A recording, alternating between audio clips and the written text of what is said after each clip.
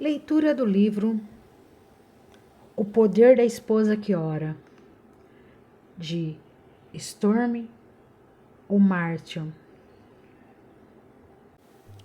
Prefácio. Uma frase minha se tornou uma brincadeira em nossa casa. Quando me refiro ao número de anos que Stormy e eu estamos casados, sempre digo: foram 25 anos maravilhosos para mim e 25 anos miseráveis para ela. Depois de todos esses anos de casamento com Stormy, não há mais qualquer fase da minha complexa personalidade para ela descobrir. Ela me viu triunfar, falhar, lutar, ter medo e ficar deprimido, assim como duvidar de minha competência como marido, pai e músico. Ela me viu zangado com Deus quando ele não me dava o que eu lhe pedia. Testemunhou milagres quando Deus transformou cinzas em ouro. Cada passo do caminho tem sido acompanhado das orações dela, e este livro foi escrito baseado nas experiências que teve no correr dos anos. Não posso imaginar como seria a minha vida sem as suas orações por mim. E isso me dá conforto e segurança, e também cumpre a missão que o Senhor nos delegou de orarmos uns pelos outros e carregar os fardos uns dos outros. Não posso pensar no modo melhor para amar sinceramente o seu marido do que levá-lo em oração ao Senhor com perseverança. Esse é um dom incomparável que o ajuda a experimentar as bênçãos e a graça de Deus. Stormy, eu te amo, seu marido coberto de oração. Michael. Mulher virtuosa, quem a achará? O seu valor muito excede o de finas joias. O coração de seu marido confia nela, e não haverá falta de ganho. Ela lhe faz bem e não mal todos os dias da sua vida. Provérbios 31, 10 a 12. O poder. Em primeiro lugar, quero tornar perfeitamente claro que o poder de uma esposa que ora não é um meio para controlar o marido. Portanto, não se alegre antes da hora. De fato, trata-se justamente do oposto. É desistir de todo o desejo de poder em você e para você, confiando no poder de Deus para transformá-la, assim como seu marido, suas circunstâncias e seu casamento. Esse poder não é concedido para ser usado como uma arma a fim de amansar um animal teimoso. É uma ferramenta suave de restauração obtida mediante as orações de uma esposa que deseja fazer o que é certo mais do que estar certa e dar vida mais do que dar o troco. É um meio de convidar o poder de Deus a entrar na vida do seu marido para que ele tome posse da maior bênção que, em última análise, é também a sua. Quando meu marido, Michel, e eu nos casamos e surgiram diferenças entre nós, orar não foi definitivamente o meu primeiro impulso. De fato, foi quase o último recurso. Tentei outros métodos primeiro, tais como discutir, suplicar, ignorar, evitar, confrontar, debater e, é claro, o sempre popular tratamento do silêncio. Tudo isso com resultados menos que satisfatórios. Levei algum tempo para compreender que, orando primeiro, essas formas desagradáveis de agir podiam ser evitadas. Quando você estiver lendo esse livro, Michael e eu estaremos casados há mais de um quarto de século. Isso é quase um milagre. Não é certamente um testemunho de nossa grandeza, mas da fidelidade de Deus em responder à oração. Confesso que mesmo depois de todos esses anos, continuo aprendendo sobre isto, e nem sempre é fácil. Embora talvez não tenha tanta prática em fazer as coisas certas como tenho em fazer as erradas, posso dizer sem reservas que a oração funciona.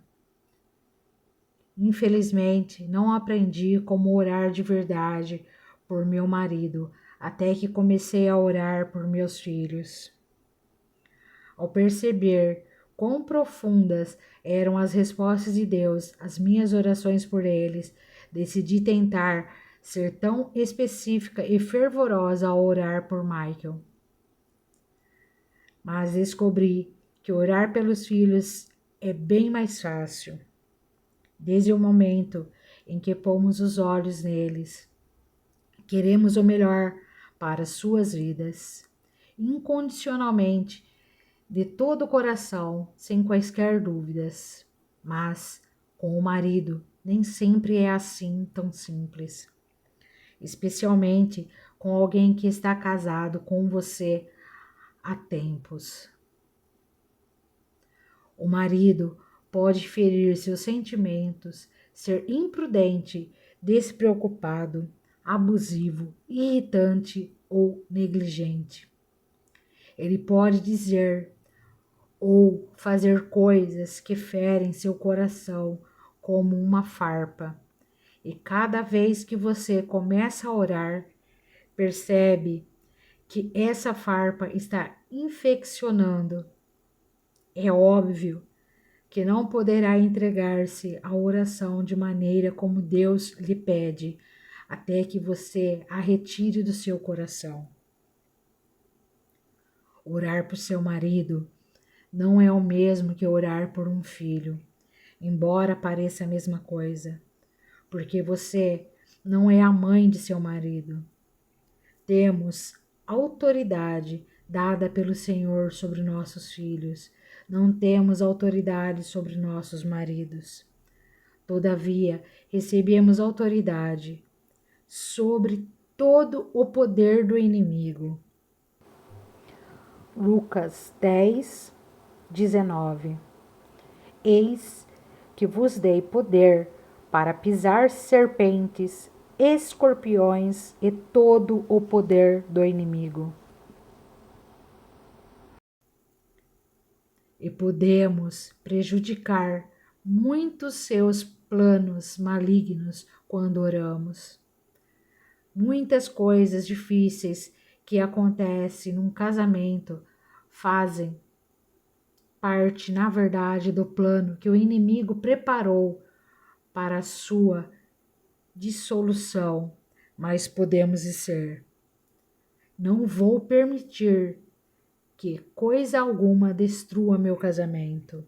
Não vou ficar parada e ver meu marido deprimido, abatido ou destruído. Não vou permitir que a confusão, a falta de comunicação, as atitudes e escolhas erradas prejudiquem o que estamos tentando construir juntos. Não vou tolerar que a mágoa e a falta de perdão nos levem ao divórcio. Podemos tomar posição contra quaisquer influências negativas em nosso casamento e saber que Deus nos deu autoridade em seu nome para apoiar essa atitude. Você possui os meios para colocar uma cerca protetora em volta do seu casamento. Porque Jesus disse: em verdade vos digo, que tudo o que ligares na terra terá sido ligado no céu, e tudo o que desligardes na terra terá sido desligado no céu. Mateus 18:18. Você tem autoridade em nome de Jesus para deter o mal e permitir o bem. Você pode entregar a Deus em oração o que quer que controle o seu marido: alcoolismo, excesso de trabalho, preguiça, depressão, enfermidade, mau gênio, ansiedade, medo ou fracasso, e orar para que ele seja libertado dessas coisas. Espere antes que você desista do casamento. Confesso desejar que houve uma época em que pensei em separação ou divórcio. Essa é uma revelação embaraçosa, porque não creio que qualquer dessas opções seja a melhor resposta para um casamento em dificuldades. Creio na posição de Deus a respeito do divórcio. Ele diz que não é certo e que isso o entristece. A última coisa que quero fazer é entristecer a Deus. Mas sei o que é sentir o tipo de desespero que impede que tomemos uma boa decisão. Experimentei o desânimo que leva a pessoa a desistir de tentar fazer o que é certo.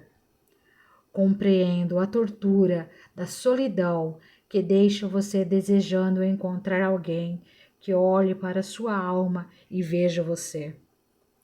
Senti tamanha dor que o medo de morrer por causa dela me levou a buscar o único meio provável de sobrevivência: fugir da fonte da agonia. Sei o que é pensar em atos de desespero quando não vemos qualquer futuro à frente. Dia após dia, as emoções negativas foram crescendo de tal maneira que a separação e o divórcio simbolizavam uma promessa de agradável alívio. O maior problema que enfrentei em nosso casamento foi o gênio do meu marido. Eu e as crianças éramos os únicos objetos da sua ira. Ele usava as palavras como armas que me deixavam aleijada ou paralisada. Não estou dizendo que eu não tinha culpa. Pelo contrário, tenho certeza de que era tão culpada quanto ele, mas eu não sabia o que fazer a respeito. Suplicava a Deus regularmente que tornasse meu marido mais sensível, menos zangado, mais agradável, menos irritante, porém vi poucas mudanças. Será que Deus não estava ouvindo? Ou, como eu achava, ele favorecia mais o marido do que a esposa? Depois de alguns anos, sem que houvesse transformação, clamei um dia ao Senhor em desespero, dizendo: Deus, não posso mais viver assim. Sei o que tu dissesse sobre o divórcio, mas não posso permanecer na mesma casa com ele. Por favor, ajude-me, Senhor. Sentei-me na cama, com a Bíblia na mão durante horas, enquanto lutava com o forte desejo de pegar meus filhos e sair de casa. Creio que por ter me aproximado de Deus com toda sinceridade sobre os meus sentimentos, Ele me permitiu visualizar claramente o que seria a minha vida se partisse. Onde iria morar? Como me sustentaria e cuidaria dos filhos? Quem continuaria a ser meu amigo? E pior de tudo, como o divórcio afetaria meu filho e minha filha. Era um quadro horrível e infelizmente triste. Se partisse, encontraria algum alívio, mas à custa de tudo que me era caro. Sabia que esse não era o plano de Deus para nós. Enquanto ficava ali sentada, Deus também colocou em meu coração a ideia de que se pusesse deliberadamente a minha vida diante do seu trono, desistisse do desejo de ir embora e deixasse as minhas necessidades em suas mãos.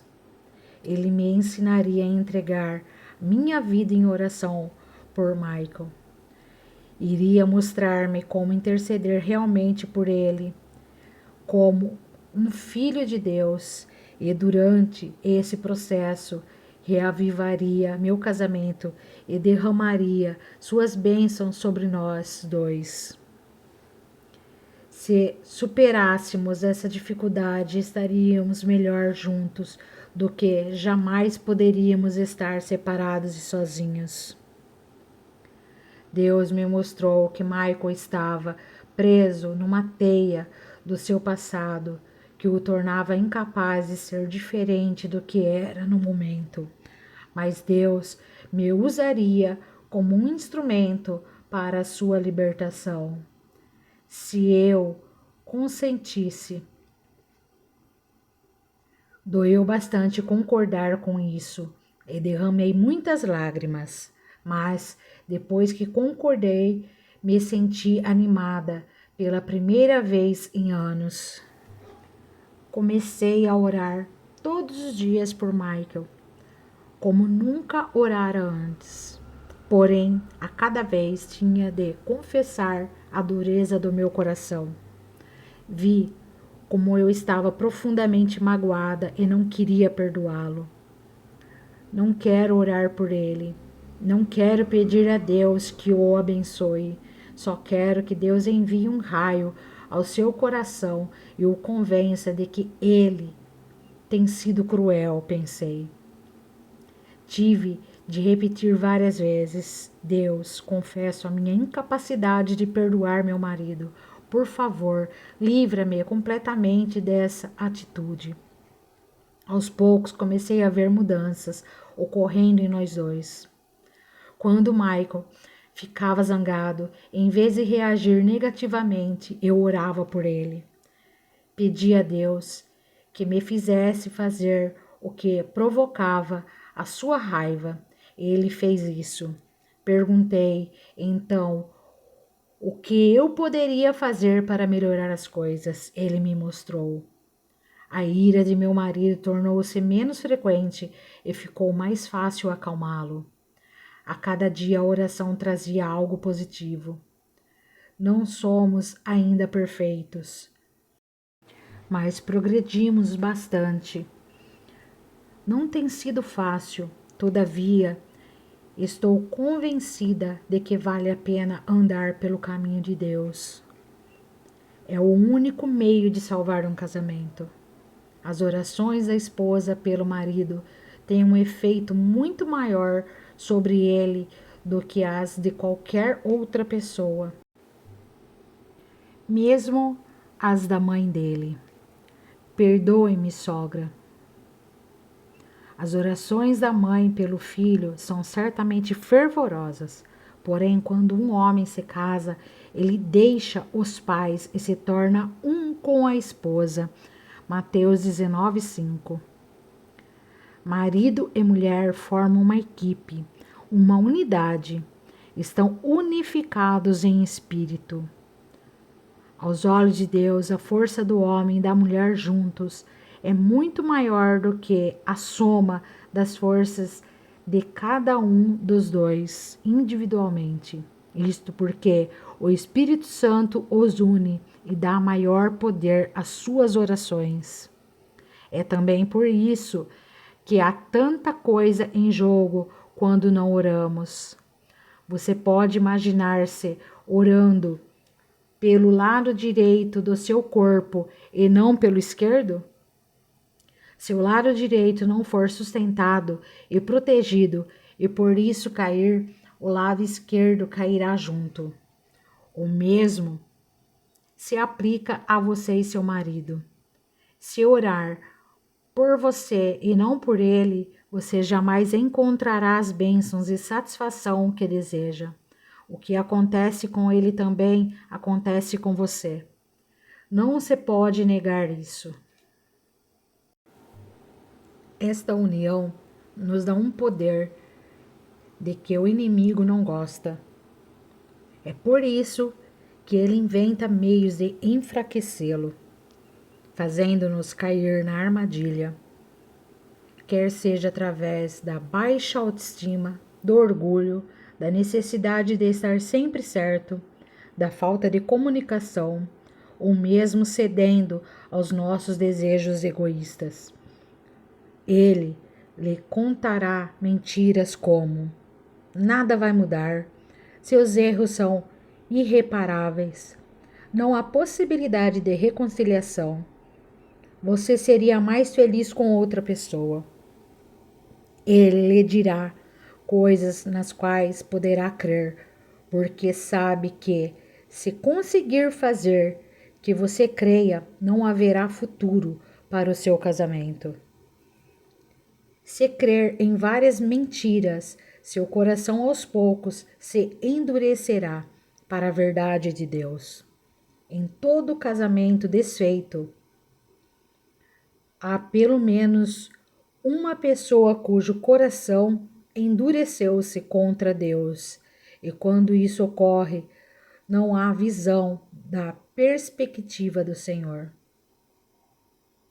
Quando somos infelizes no casamento, sentimos que qualquer coisa será melhor do que a situação em que nos achamos. Mas não vemos o quadro inteiro. Só vemos as coisas como estão e não como Deus quer que se torne. Quando oramos, porém, nossos corações tornam-se receptivos a Deus e passamos a enxergar. Vemos que há esperança. Temos fé em que o Senhor irá restaurar tudo que foi danificado, destruído e consumido no relacionamento conjugal. Restituir-vos-ei os anos que foram consumidos pelo gafanhoto migrador. Joel 2, 25. Podemos confiar no Senhor para remover a dor, o desânimo, o endurecimento e a falta de perdão. Somos capazes de visualizar seu poder de ressuscitar o amor e a vida nos lugares mais mortos. Imagine a alegria de Maria Madalena quando foi ao túmulo de Jesus na manhã após a crucificação e descobriu que ele não estava morto afinal, mas fora ressuscitado pelo poder de Deus. A alegria de ver algo irremediavelmente morto trazido à vida é maior que podemos experimentar. O poder que ressuscitou Jesus é o mesmo que ressuscitará o que está morto em seu casamento e o fará voltar à vida. Deus ressuscitou ao Senhor e também nos ressuscitará a nós pelo seu poder. 1 Coríntios 6, versículo 14. Esse é o único poder capaz de tal ato, mas isso não acontece sem que o nosso coração busque a Deus e esteja pronto para confessar em oração, crescer durante os tempos difíceis e esperar que o amor seja ressuscitado. Temos de passar pelo sofrimento a fim de alcançar a alegria. Você tem que decidir se quer que o seu casamento vá em frente e se esse desejo é forte o bastante para fazer tudo o que for necessário, dentro de parâmetros saudáveis, para que isso aconteça. Você tem que acreditar na restauração da parte do seu relacionamento, que foi corroída pelo sofrimento, pela indiferença e pelo egoísmo. Você tem de confiar que aquilo que caiu sobre você, seja abuso, morte de um filho, infidelidade, pobreza, perda, doença grave ou acidente, pode ser libertado das garras da morte.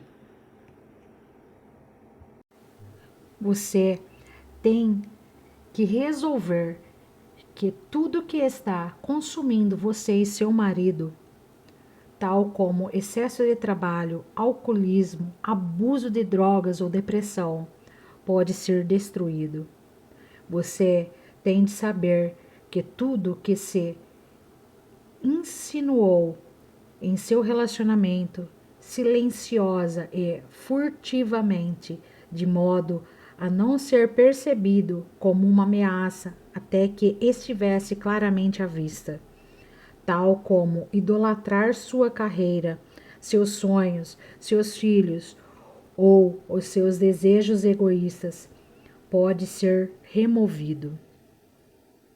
Você tem que confiar que Deus é suficientemente grande para realizar tudo isso e muito mais.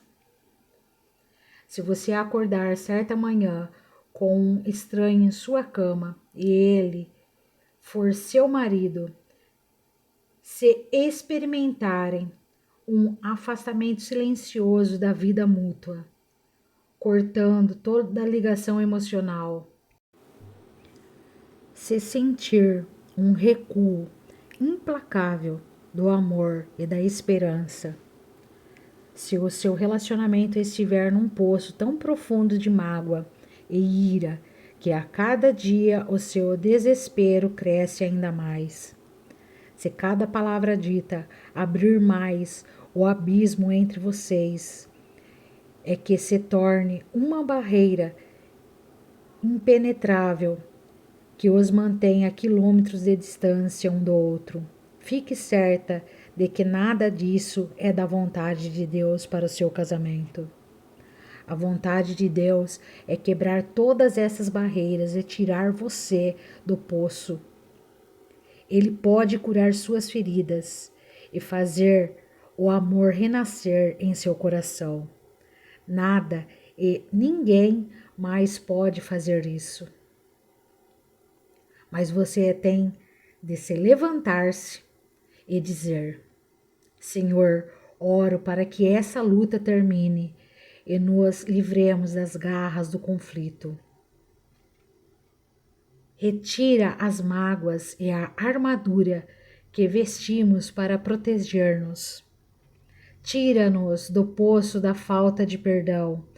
Fala por nosso intermédio, para que as nossas palavras reflitam o teu amor, paz e reconciliação. Derruba essa parede que há entre nós e nos ensina a atravessá-la. Capacita-nos a despertar desta letargia e encaminha-nos para a cura e inteireza que tens para nós. Não desista do casamento. Peça a Deus para dar-lhe um marido renovado. Ele é poderoso para tomar o que você tem e torná-lo uma nova criatura em Cristo.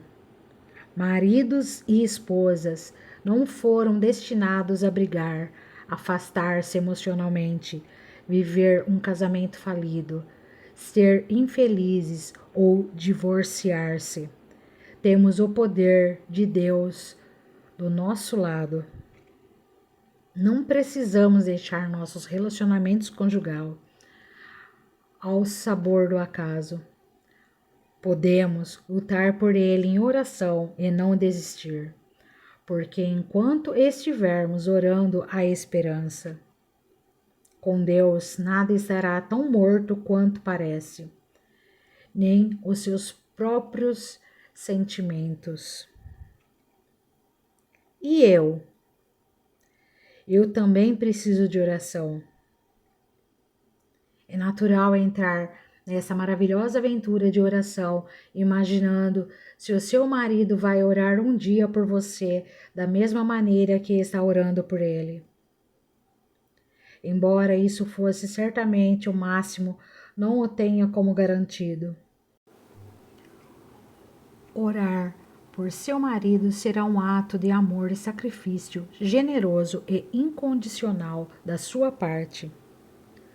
Você deve estar disposta a assumir este compromisso, sabendo que é muito possível e até bastante provável que ele jamais venha orar por você do mesmo modo.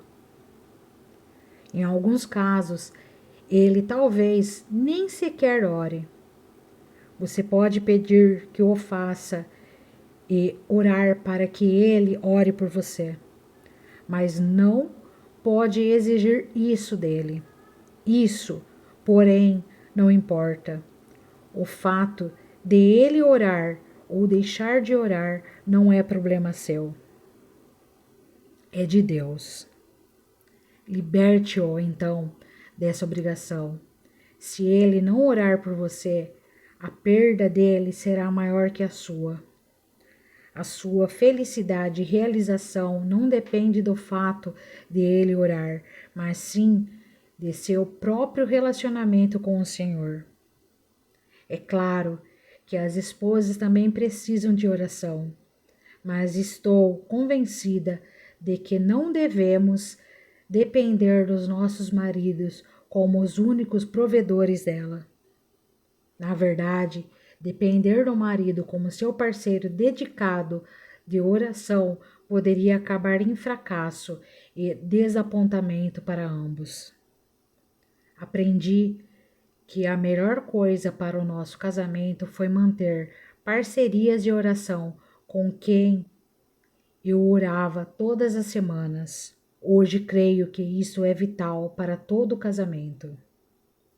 Se você puder encontrar duas mulheres fortes na fé, em quem confie plenamente e com quem possa compartilhar os anseios do seu coração, marque um encontro semanal de oração. E isso irá mudar a sua vida. Essa atitude não significa, porém, que você tem que contar às suas parceiras tudo sobre seu marido ou expor os detalhes particulares da vida dele. O propósito é pedir a Deus que tranquilize o seu coração, mostre como você pode ser uma boa esposa. Compartilhe os fardos da sua alma enquanto busca a bênção do Senhor para o seu marido.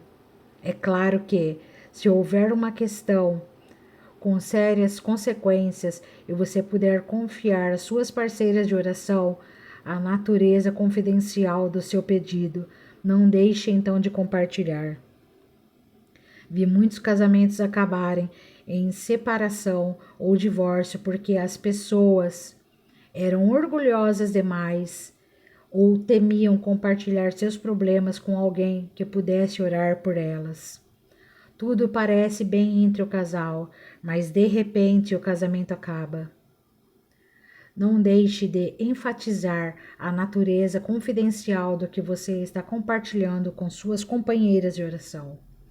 Mas não permita que o casamento acabe porque hesita em orar por ele com outras pessoas. Se tiver uma parceira de oração que não consegue manter em segredo uma confidência, descubra outra pessoa com mais sabedoria, sensibilidade e maturidade espiritual. Mesmo sem parceiras de oração ou com um marido que ore, quando você ora fervorosamente e vê as coisas acontecerem antes mesmo de suas orações serem respondidas, as bênçãos de Deus cairão sobre você simplesmente porque está orando. Isso se deve ao fato de ter passado tempo na presença de Deus, onde toda transformação duradoura começa. Uma oração de cada vez. Não fique confusa com as muitas maneiras que existem para orar por seu marido. Não é necessário fazer tudo num só dia, numa semana ou até num mês. Deixe que as sugestões deste livro orientem-na e depois ore mediante a orientação do Espírito Santo. Quando os problemas forem difíceis e requeiram uma oração direta, o jejum tornará as suas orações mais eficazes.